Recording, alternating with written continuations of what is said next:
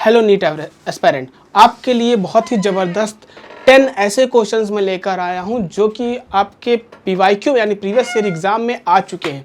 और ये ऑप्टिक्स और मैकेनिक्स के वो क्वेश्चंस हैं जो काफ़ी मोस्ट एक्सपेक्टेड क्वेश्चंस हैं जो आपके आने वाले एग्जाम में भी देखने को मिल सकते हैं। तो इस तरह के क्वेश्चंस आपको देखने को मिलेंगे। हम यहाँ पर पहले क्वेश्चंस की बात करें जो कि ऑप्टिक्स का है। इसमें कह रहा है कि स्मॉल टेलीस्कोप, ये 2025 का पीवाईक्यू है। A small telescope has an objective of focal length 140 centimetre. Objective focal length दिया हुआ है यानी FO की वैल्यू दी हुई है 140 centimetre and eyepiece of focal length यानी FE की वैल्यू दी हुई है 5 सेंटीमीटर। तो कह रहा है the magnifying power of telescope. Magnifying power का फॉर्मूला आप लोग को पढ़ाया गया होगा, M equal to FO upon FE, FO upon FE for being a distinct object. Distinct object के लिए तो FO अपॉन FE, FO की वैल्यू कितना है 140 और FE की वैल्यू कितना है 5, डिवाइड कर दीजिए 28, तो मैग्नीफाइंग पावर कितना है 28। Option number B is the right answer. ये बहुत ही इजी क्वेश्चन था, 2025 का क्वेश्चन था। इस तरह के क्वेश्चंस आपको एग्जाम में देखने को मिल सकते हैं। अगेन हम अपने नेक्स्ट क्वेश्चंस की बात करते हैं। नेक्स्ट क्वेश्चन की बात करते हैं। नेक्स्ट क्वेश्चन यहाँ पर देखिएगा, the kinetic energies of two similar cars A and B are 100 joule and 225 joule. दो सिमिलर कार हैं जिनकी काइनेटिक एनर्जीज दी हुई है यानी Ka की वैल्यू दी हुई है 100 जूल और Kb की वैल्यू दी हुई है 225 जूल। ठीक है। On applying brakes car A stop after 1000 metre, यानी कि A कितनी दूर जा रहा है यानी डिस्प्लेसमेंट इसका दिया हुआ है 1000 मीटर और car B stop after 1500 metre, यानी B कितना डिस्टेंस दूर जा रहा है 1500 metre. If FA and FB are the force applied by the brakes of car A and B respectively, the ratio of FA and FE, यानी car चल रहे थे तो दोनों के पास में काइनेटिक एनर्जी थी। जैसे ब्रेक लगाया तो काइनेटिक एनर्जी धीरे धीरे धीरे किस में कन्वर्ट हो गई, पोटेंशियल एनर्जी में। तो आपने पढ़ा है change in kinetic energy equal to work done. W equal to क्या होता है, K final minus K initial, यही तो होता है ना भाई साहब, बोलो। अब K फाइनल, फाइनल क्या हो जा रहा है 0, वर्क डन निगेटिव होता है तो work done equal to K initial, यानी वर्क डन का फॉर्मूला होता है हाफ, इनिशियल की बात कर रहे हैं तो हाफ mv स्क्वायर, यही होता है, बोल भाई हाफ mv स्क्वायर। लेकिन यहाँ पर हमें क्या v की वैल्यू दी हुई है, तो v की वैल्यू नहीं दी है लेकिन दोनों की काइनेटिक एनर्जी दी है। तो काइनेटिक एनर्जी पूरा का पूरा दिया हुआ है और वर्क डन क्या होता है फोर्स इनटू डिस्प्लेसमेंट। तो kinetic energy equal to force into displacement. Kinetic energy A upon kinetic energy B equal to force displacement of A upon force displacement of B, यही होगा। दोनों पर फोर्स सेम अप्लाई किया गया है। ठीक है, तो FA अपॉन FB पूछ रहा है तो FA upon FB equal to K upon KB। K की वैल्यू कितनी दी हुई है 100, KB की वैल्यू कितनी दी है 225, SB इधर जाएगा, SB की वैल्यू कितनी दी है 1500, SA की वैल्यू कितनी दी है 1000, 2 0 से 2 0 कैंसिल, 1 0 से 1 0 कैंसिल, ये कितना हो जाएगा 15 और 15, 15 15 225 होता है, ये 15 हो जाएगा, 5 दूनी 10, 5 3 15, यानी 2/3, यानी ऑप्शन नंबर डी 2:3। ठीक है, this is the second question. Now the third question is an object moving along horizontal x direction with kinetic energy 10 joule. Kinetic energy कितनी दी हुई है इसकी 10 joule. Displace through x equal to 3I meter by the force F equal to इतना। The kinetic energy of the object at the end of the displacement. End पे displacement की इतना पूछ रहा है, ये बताना है। तो भाई साहब फिर से वर्क डन इक्वल टू क्या होता है K final minus K initial. तो पहले वर्क डन तो निकाल लो। वर्क डन क्या होता है force into displacement vector F dot vector S, vector F dot vector S, ये I है ये I है, 3 2 जा -6, J इसमें है, J इसमें है ही नहीं तो +0, यानी W की वैल्यू -6 आ गई। अब W की वैल्यू -6 दिया हुआ है। K फाइनल, फाइनल कितना है तो object moving along horizontal x direction with kinetic energy 10 joule. ठीक है, काइनेटिक एनर्जी कितना दिया हुआ है 10 जूल। तो the kinetic energy of the object at the end, यानी फाइनल पूछ रहा है और इनिशियल दिया है 10 जूल, इधर आ जाएगा तो K final equal to 10 - 6, 10 - 6 that means 4 joule, that is option number C. ठीक है, नाउ द नेक्स्ट क्वेश्चन देखिएगा। नेक्स्ट क्वेश्चन कह रहा कि horizontal force 10 newton is applied to a block A as on B. कह रहा है कि 2-3 किलोग्राम के दो बॉस है, the force exerted by block A on B. A के द्वारा बी पर कितना फोर्स एक्सर्ट किया जा रहा है ये पूछ रहा है। पहले टोटल एक्सीलरेशन निकाल लो। ए इक्वल टू क्या होता है, F upon m1 plus m2। Force कितना लग रहा है 10, दोनों का मास कितना है 5 यानी 2, एक्सीलरेशन कितना आ गया 5। तो कह रहा है कि ये इस पर कितना फोर्स लगा रहा है, तो इस पर कितना फोर्स लग रहा है, F इक्वल टू ma, मास है 3 और एक्सीलरेशन है 2, 3 2 जा 6 newton. Option number C is the right answer. देखिए ऐसे न्यूमेरिकली क्वेश्चंस आपके एग्जाम में पूछे गए हैं। नेक्स्ट देखिए, ए particle is moving along x axis with its position x varying with time t as x equal to this, the ratio of its initial velocity to its initial acceleration respectively। Displacement दिया और velocity और acceleration पूछ रहा है। तो पहले इसका velocity निकाल दो, डिफरेंशिएट कर दोगे तो इसका डिफरेंशिएट कर दोगे 4 अल्फा टी क्यूब प्लस इसका डिफरेंशिएट होगा 2b t और ये t हो जाएगा y गामा और ये क्या हो जाएगा 0। अब फिर इसी का आप डिफरेंशिएशन करेंगे तो क्या आ जाएगा acceleration, 4 3 12 alpha T square plus 2 beta T और ये तो 0 हो जाएगा। अब कह रहे हैं इनिशियल पर, इनिशियल मतलब जब टाइम क्या हो जाए 0, तो v इनिशियल टाइम 0 रख दो तो ये पूरा क्या हो जाएगा 0, ये भी क्या हो जाएगा 0 प्लस गामा बचेगा खाली।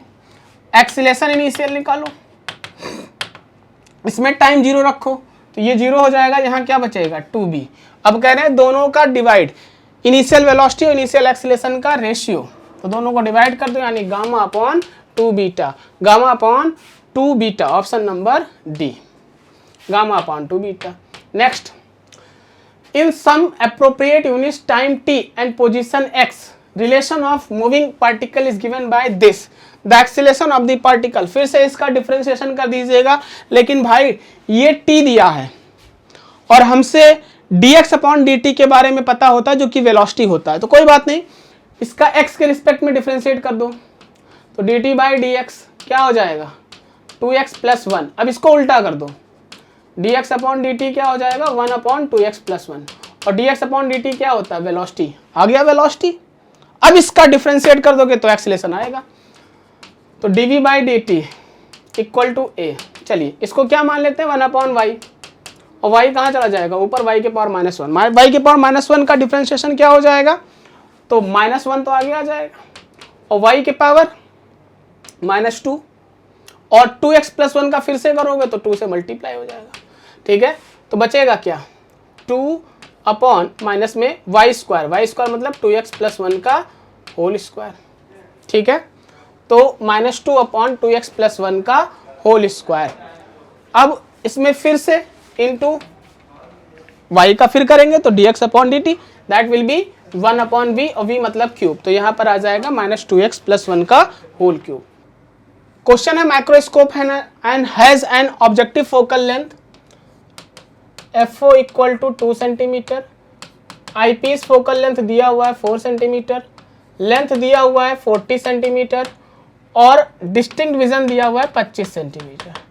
तो कह रहा है मैग्निफिकेशन m इक्वल टू क्या होता है L upon FO into D upon FE। L की वैल्यू कितना दिया है 40, FO की वैल्यू कितनी दी अपने पास में 2, डिस्टेंस है 25 और FE की वैल्यू है 4, दैट विल बी 10, 2 पंचे 25 पंचे 125, ये आ गया m मैग्निफिकेशन। ठीक है, अगेन एक बात बताइए, मैग्निफिकेशन हमारे पास में आया 125, तो magnification in the microscope, microscope में मैग्निफिकेशन कितना है, कुछ ऑप्शंस इसमें मिस्टेक लग रहा है, एक मिनट चेक कर ले रहे हैं। So the result will be 125 और दैट ऑप्शन नंबर डी 125। ठीक है, थोड़ा ऑप्शन में मिस्टेक था इसमें, that will B correct. Now the next question, find the value of the angle of emergence from the prism the refractive index of the glass. देखिए भाई साहब यहाँ पर इमर्जेंट की बात कर रहे हैं, ये रेस परपेंडिकुलर आई है तो परपेंडिकुलर ही जाएगी। अब यहाँ से परपेंडिकुलर लाइन ड्रॉ किया, डेंसर से रेयर जा रही है तो नॉर्मल से दूर हटेगी, ये चली जाएगी। ठीक है, नॉर्मल से जाना चाहिए था सीधा, सीधा ना जाकर नॉर्मल से दूर हटेगी। इमेज डायग्राम पहले इसका बनाइए, रे डायग्राम ये। ठीक है, ये I इक्वल टू यहाँ से आ रही है, that will be 0। I2 R1 equal to 0, R2 नहीं पता, I नॉर्मल से दूर हट के इधर चली गई, दैट इज E। तो हमसे कह रहा है इसी E की वैल्यू बताओ। तो एक बात बताइए, R1 प्लस R2 कितना पढ़े हो? R1 plus R2 equal to A होता है। ये तो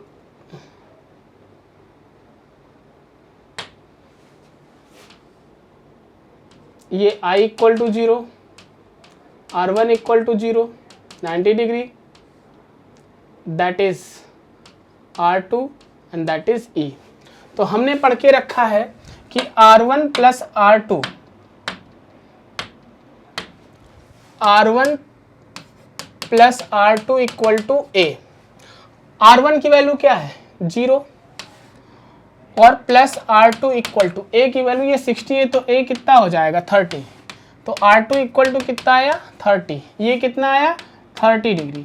तो भैया स्नेल्स लॉ लगा दीजिए। इस रिफ्रैक्टिव इंडेक्स की वैल्यू है 3, तो 3 sign R2 equal to air में जा रहा है 1 साइन E। तो साइन E की वैल्यू √3, साइन R2 की वैल्यू, तो साइन R2 है 30, √3 इंटू 30 की वैल्यू 1/2, √3/2। साइन में कितने की वैल्यू √3/2 होती है? 60। तो option number C 60 is the right answer. Next question देखिएगा। A biconvex lens has radius of curvature 20 cm each. If the refractive index of the material of the lens is 1.5, the power of the lens is, power पूछ रहा है, तो 1/f equal to क्या पढ़े हो? Mu minus 1, 1/r1 minus 1/r2। ये formula पढ़ा गया है, लेंस मेकर फार्मूला। और 1/f क्या होता है? हमारा p होता है। तो म्यू की वैल्यू कितना दिया है? 1.5 यानी 3/2। 1/r1 कितना दिया है? 20 सेंटीमीटर। बाई कॉन्वेक्स है तो माइनस माइनस क्या हो जाएगा? Plus 20। Here 1/2 into 2/20, that is 1/10, 1/20। तो पावर कितना आ जाएगा? 1/20। ये सब किस में है? सेंटीमीटर में है। तो 100/20, 2 पंचे 10 यानी +5 dioptre, +5 dioptre, that is our power. The next and the last question is, 2 thin lenses are of the same focal length. 2 thin lens है, दोनों का फोकल लेंथ क्या है? सेम है। एक f1 है और एक f2, और दोनों की वैल्यू क्या है? सेम है, ff। But one is convex, एक कॉन्वेक्स है माइनस, एक कॉन्केव है तो प्लस। तो कह रहा है combination of the focal length, तो 1/f क्या हो जाएगा? नेट f माइनस 1/f, दोनों कैंसिल हो जाएंगे यानी कि 0। 1/f इक्वल टू 0 कह रहा है, उल्टा कर दीजिए तो f इक्वल टू 1/0, 1/0 मतलब इनफाइनाइट, ऑप्शन नंबर 10। तो ये कुछ कैलकुलेटिव क्वेश्चन है जो आपके एग्जाम में डायरेक्ट बनते हैं, और इसी तरह के क्वेश्चंस पूछे गए हैं। ये PYQs हैं 2024 के, 25 के, और ऐसे ही क्वेश्चंस आपके एग्जाम में आगे कैलकुलेटिव आने वाले हैं। तो फिर मिलते हैं अगली वीडियो में, तब तक के लिए थैंक यू, जय हिंद।